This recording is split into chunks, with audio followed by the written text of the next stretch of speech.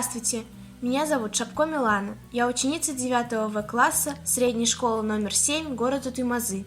Представляю вашему вниманию научно-исследовательскую работу на тему «Вклад моей семьи в Великую Победу».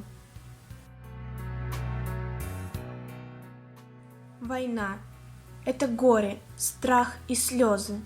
Война никогда не сотрется из памяти людей. Слишком много жизней она унесла и покалечила людские судьбы. Она постучалась в каждый дом и принесла беду. Коснулась она и моей семьи. Я хочу рассказать вам о настоящем герое. Это участник Сталинградской битвы, битвы на Курской дуге и многих других сражений. Мой дорогой прадедушка Гареев Хамид Якупович. В нашей семье свято чтут его память, много вспоминают о нем, поэтому я очень его люблю, хотя никогда не видела. Он умер 15 лет назад, ему было 82 года. Родился он 10 февраля 1922 года в селе Базгиево Шаранского района. Окончил 7-летнюю школу. Детство его было трудным, как и у всех детей того времени. В 1940 году его призвали на военную службу, а через год началась война. Многое пришлось пережить ему за военные годы. Он был 2 раза ранен и 1 контужен. У прадеда было много наград за отвагу, за оборону Сталинграда, 2 ордена Отечественной войны, 1 и 2 степени, за боевые заслуги, медаль за победу над Германией и другие. Он был участником Сталинградской битвы с первых дней и до конца. Их дивизия располагалась на правом берегу Дона, в районе города Калач. 200 дней и ночей шли тяжелые и жестокие бои. Прадед говорил маме, что это был настоящий ад. Грохот, дым, взрывы, огонь. Горело все, и земля, и небо. Сталинград был разрушен дотла. Эта битва превзошла все сражения мировой истории по продолжительности и ожесточенности боев, по количеству людей и боевой техники. В 1943 году прадед участвовал в битве на Курской дуге. Эта битва считается самым величайшим танковым сражением. Продолжалась она 50 дней и ночей, и также закончилась полным разгромом немецких группировок. За участие в этой битве прадедушка был награжден медалью за боевые заслуги. Прадед освобождал города Украины, Молдавии, Югославии, Чехословакии, Венгрии. В нашем семейном архиве хранится фотография его боевого товарища с памятной надписью «Вспомни дни нашего марша по Венгрии». Победу прадедушка встретил в Австрии. Но его фронтовая жизнь после этого не кончилась. Через несколько месяцев их полк вернули на родину для ликвидации бандеровцев в западной части Украины. Демобилизовался он 5 февраля 1946 года. Вернулся домой, в мирную жизнь. В 1947 году женился на моей любимой прабабушке. Рука об руку прожили они 57 лет. Родились у них 2 дочери и сын.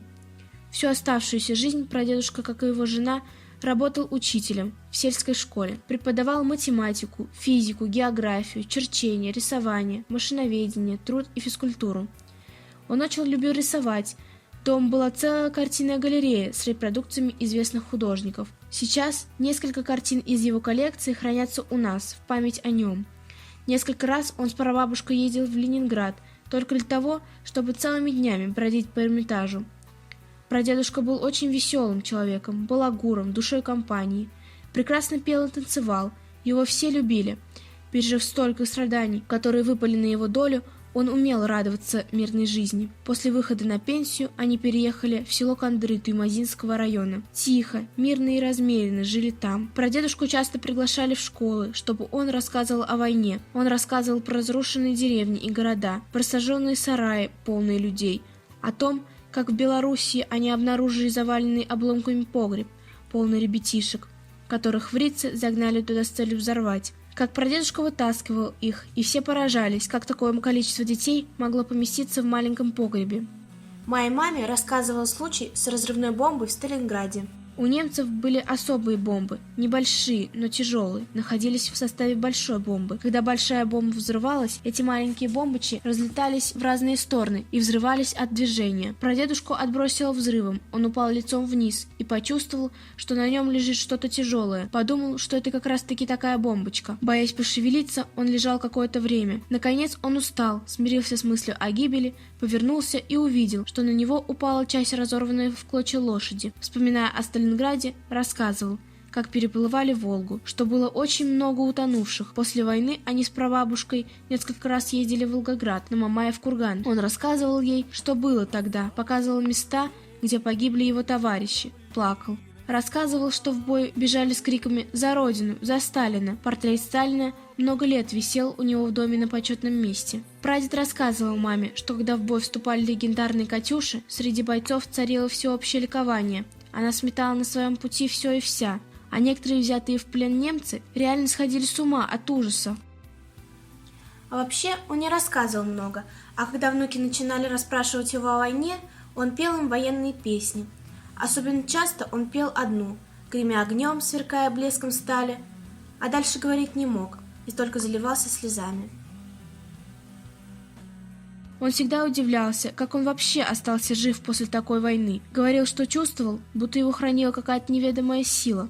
Несколько раз он был чудесным образом спасен от смерти. Как-то раз он с группой бойцов, человек 15, сидели у костра. Они грелись и по очереди ходили в лес за дровами. Когда настал черед идти к какому-то бойцу, неожиданно он стал шутливо уговаривать прадедушку пойти вместо него. Прадедушка не стал спорить и пошел. Он вообще был чрезвычайно миролюбивый и добрый. Когда он отошел довольно далеко, услышал взрыв, прибежал назад и увидел страшную картину. Снаряд угодил прямо в костер и, взорвавшись, убил всех. Он один чудом остался жив. Этот случай он часто вспоминал. 2 раза его родным ошибочно присылали на него похоронки. Если бы он был сейчас жив, я бы его расспросила обо всем. Рассказывая сегодня о нем, я хочу, чтобы жизненный путь моего прадеда напоминал о том, каким должен быть настоящий человек. Моя мама, вспоминая своего любимого дедушку, часто говорит: «В нас течет кровь победителей, надо всегда помнить об этом». Я горжусь, что мой прадедушка был таким героем и просто очень хорошим человеком. Я очень хочу стать похожей на него. 4 страшных долгих года унесли миллионы жизней. Поднимались в атаку парни, чьим сердцам хотелось любить и радоваться. Они защищали свою землю, родителей, братьев и сестер. Им было очень страшно, когда надо было идти на смерть, подставляя себя под пули. Наверное, страшно было и моему прадедушке. Но все-таки они шли, сражались и погибали, чтобы жили мы. Мы всегда будем помнить о тех годах, свято чтить память о защитниках Родины, о великом подвиге народа, о мужестве наших солдат, в том числе и о моем любимом прадедушке Горееве Хамите Якуповиче.